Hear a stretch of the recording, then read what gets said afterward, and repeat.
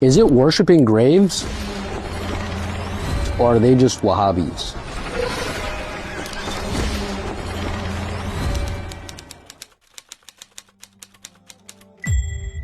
So here we have an example of a people that worshipped someone without believing that they were deities with Allah, but by giving them an act of ibadah which was exclusively for Allah. Yet when we look in Nawaqid al-Islam by Muhammad al-Wahhab, the different categories of ibadah that we see, for example, slaughtering, aren't only exclusively done for Allah. For example, if a person works as a butcher and someone pays him money for an animal and he slaughters it for that person, and this isn't done as an act of ibadah, we can't call this person a mushrik for slaughtering for other than sake of Allah. So we see that Ibn Taymiyyah rahimahullah said in Dar Ta'arud al-Aql wal-Naql, وَلِهَذَا كَانَ مِنْ أَتْبَاعِ هَؤُلَاءِ مَنْ يسجد للشمس والقمر والكواكب ويدعوها كما يدعو الله تعالى ويصوم لها وينسك لها ويتقرب إليها ثم يقول إن هذا ليس بشرك، إنما شرك إذا اعتقدت أنها هي المدبرة لي، فإذا جعلتها سببا وواسطة لم أكون مشركا. According to Hatim al-Auni, ibadah is only done when someone is intending to venerate somebody